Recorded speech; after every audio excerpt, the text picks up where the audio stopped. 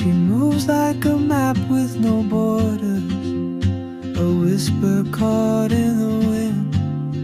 I see her boots at the corner cafe, with a notebook and a grin.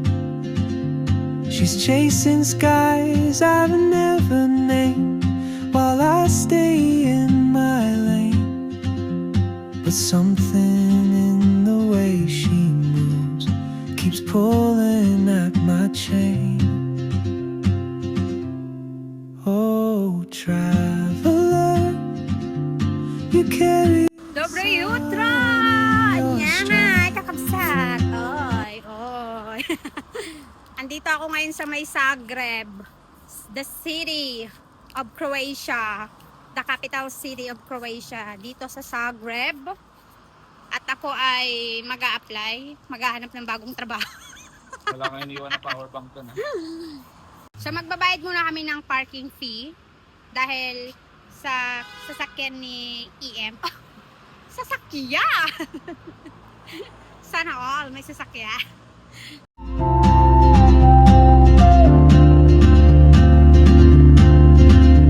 She hums. So yan, naglalakad na tayo. Kita niyo ba yung mga building dito? Patunay na walang mahirap. Walang ano? Sa totoo lang, mahirap talaga abutin ang pangarap. Ano ba kayo? Pero wag ka lang susuko. Ganun lang yon. But time rolls on like open roads, and soon she won't be here. Oh, traveler, you carry the sun in your stride, leaving behind what I hold inside. If I don't ask your name today. Dito kami sa parang mall nila. Ayan. Naghahanap kami ng WC.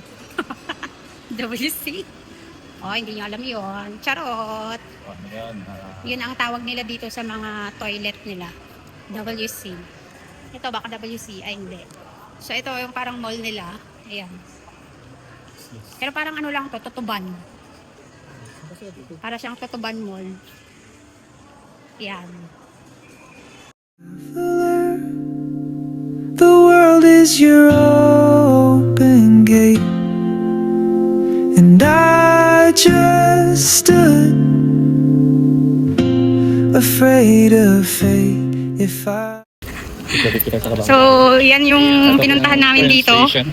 Pero hindi talaga to ang aming destination ngayong araw dahil Isan mo at andar yung sakyan. trabaho. Ayan yung tram, oh guys. Ang bongga ng tram nila, may kable-kable eh. O, bongga, di ba? So, we are in the Zagreb, city of Zagreb. Okay. Oh, ang init. Kasi mainit. Magpipicture lang kami, then uwian na. Bye! So, wala munang masyadong video sa araw na to dahil may pasok yung kasama ko at wala pang tulog ito. Mas okay naman yon kaysa walang gising. Charot. So, yan lang muna for next my off. Saka na lang tayo mag-vlog ng bonggang-bongga. Kasi, kailangan ang pinunta ko talaga dito trabaho, hindi pamamasyal. Bababa na tayo, guys. Bababa. So, ito. Center. Nandito pala yan. Ano ba yan? Importante center. Importante center. Important center, ang ibig sabihin.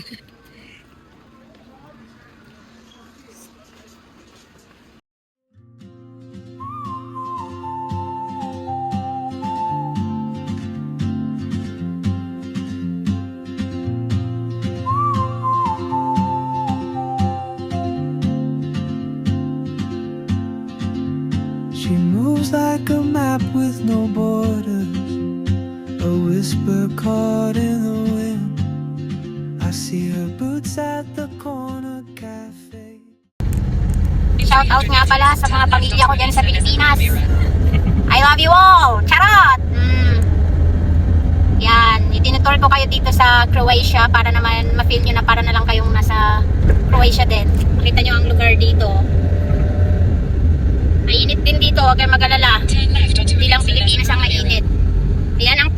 Kita nyo? Yan ang parang tren nila dito. Oh. Okay, ayan. So, dito na tayo. Sa hindi ko alam kung nasaan kami. Palabas na kami ng Zagreb. O, punta na daw kaming Tollgate. Kasi syempre, first time ko dito. Hindi ko pa alam. Kasi naman nakataga dito. Taga seaside ako. Doon ako sa dagat-dagatan. Ayan. So, ito nga pala yung sasakyan naming utang. Hindi pa siya bayad. Don't worry. So, hindi pa sa amin to. Hindi sa akin. Maraming nilulugan sa akin. Bayad na to, fully paid. Fully paid. Narinig niyo yan. Fully paid daw tong sasakyan na to. Kasi second hand lang to, kaya fully paid. Pero yung pinang fully paid, puta. Okay, pero at least naman, 'di ba? Wala lang, trip ko lang. Wala namang kabuluhan tong mga pinagbibideo ko dito, mga pinagsasabi ko. So, ko lang ipakita at ipaalam sa inyo yung driving skills ng asawa ko. 4 over 10. Over 10. Okay, sumabit ka kanina. Sa parking yun kasi Sa ikaw lang parking. mataas yung ano niya. It's still 4 over 10. Oh, stoplight. Okay. So, ito yung daan papunta ng Nubimaruk. Ang ganda ng daanan nila, oh. Talagang makikita mo hindi ko rap ang gobyerno nila.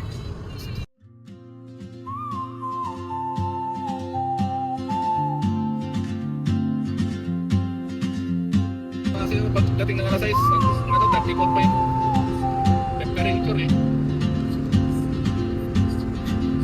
She moves like a map with no border, a whisper caught in the wind. I see her boots at the corner cafe with a notebook and a grin. She's chasing skies I never named while I stay in my lane. But something in the way she moves keeps pulling at my chain. Malapit na tayo sa Nubimaruk. Kung saan doon ang accommodation nila EM. And yes, we are now reaching Nubimaruk. Yung Baras din doon pa yun, medyo mas malayo ng konti. Pero yun ang city nila. Wow. Continue for 800 meters. Oy, oy.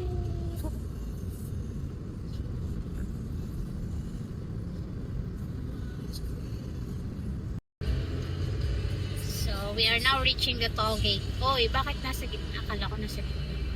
Binayaran, no? 2.30 euro.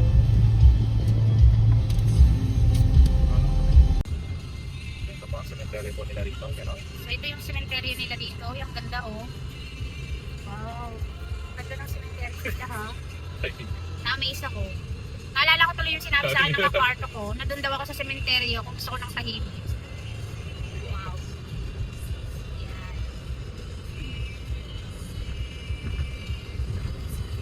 Uy, ang ganda dito. Nakakatuwa naman yung daanan, tapos yung mga bahay, tapos yung view, yung nature, grabe. Ganda. Nasa probinsya na tayo. Pauwi na tayo ng Pangasinan. Para pagkasinunan.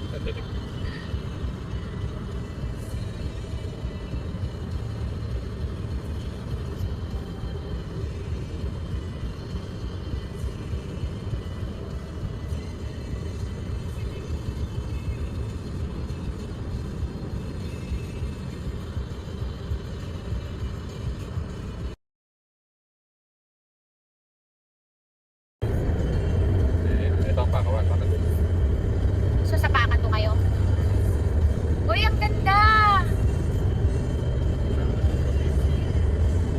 Ang ganda ng lugar. Alam mo yun? Ayan ang Ang payapa niyang natignan. Ganito yung mga gusto kong tirahan. Mga gusto kong tirahan na lugar. Wala kang masyadong naririnig na ingay, ganyan. Meron kang peace of mind. Ayaw ko kasi sa mga may ingay eh. Kaya yung kapart sanay. Uy, ang ganda diba? Wow. So nice. Talagang nasa ibang bansa na ako, guys. Iba na yung mga puno dito. Wala na puno ng gaga. Hindi na puno ng mangga yung mga nakikita ko. Kaya nyog. Kaya may diyan kami naglakad ako punta doon. Ah. Dito na kami. Yan, kapitbahay natin. Maganda maglakad-lakad pag taglamig, pero pag mainit, So ito na yung... Ikutan tayo. Para mapunta natin. So ito yung mga bahay dito sa Croatia. Dito tayo sa Mainuti Maruf, Croatia. Kaya lang, isa sa mga pinag-istakan ng nila pinapera tayo. Bago na yung kinapyun. Ito yung parang probinsya nila dito. Ganito. Ang linis, ang ganda. Yan. Nakakatuwa naman. Mamaya pagbuling natin, i-video mo yun. Ito na ang Kinuf Insulation Company ni EM. Yan. Laki din ng company nila. Okay, simula dyan. Pabrika niya yan. Yan siya. Yan ang company ni EM. Ang daming mga sasakyan na nakapark. Dati po sa bulan dyan. Ayan, napagpipig.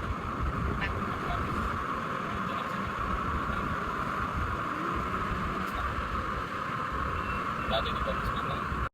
So ito yung mga bahay dito. Nakakatuwa. Ito yung probinsya nila dito. Ganito. Yan. So yan. Namili kami dito sa Consum. Ayan. Malayo yung bilihan dito nila EM, kaya kailangan mo talaga ng sasakyan dito sa Croatia. So ito yung sasakyan namin. Yan. Praise God. Dito kami sa may Teddy. Mga bilihan ng mga abubot, mga pangangailangan. Yan ang Teddy. Tapos dito yung lugar nila EM. Para ang lungkot, 'di ba? Kasi ganito sa probinsya eh. So pauwi na kami. Mababa kami dyan ni Odin, no? Dyan, sa babang yan. Oo, baba doon. Grabe, saan kayo nakarating. Mababa kami dyan. Baba doon. Nakakatuwa yung lugar nila dito kasi tahimik. Parang alam mo, hindi mo mararamdaman yung takot. Tsaka, pwede na lang. Walang mga krimen kasi dito eh. So, ito yung probinsya nila dito. Ganda. Kaso parang boring din, syempre. Wala kang mga kapitbahay. So ayan o, meron silang CR para sa mga long travel. Yan. Sana may ganyan din sa Pilipinas, no? Kaso mga korap kasi ang gobyerno eh. Mga politiko sa mga kanilang nasasakupan, imbis na pagandahin ang mga kalsada, i-improve kung ano yung mga dapat i-improve sa lugar nila, hindi. Ang ini-improve nila yung sarili nila, yung mga kayamanan nila, yung bahay nila. Mansion agad. Wow. Gusto magpahinga. Yan, sa mga gustong magpahinga, o yan. Kita nyo yan, may sasakyan, tapos may CR. Kabila ba yan? Nakalimutan ko palang picturean yung mga kotse dito para makita ninyo na hindi uso dito yung pagandahan ng sasakyan.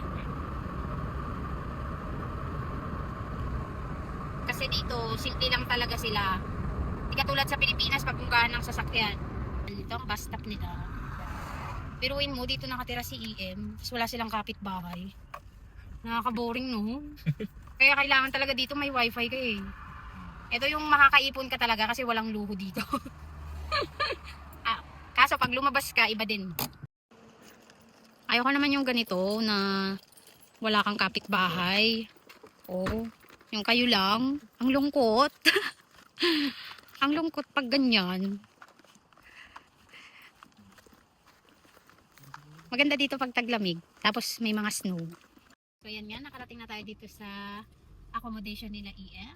Dating restaurant. Sayang, no? Pwede sana magtrabaho dyan eh kung bukas pa to. Kaso mahirap kasi walang kumakain. Tsaka yung lugar din, oh. Diba? Buti sana kung may pasyalan dito. So, kakain tayo at natutulog na. That's it for today. Thank you for watching this video. Actually, yung video na to para lang naman talaga sa sarili ko. At para sa family ko, para nakikita din nila ako lagi. Bye! God bless! Thank you for watching! Annyeong!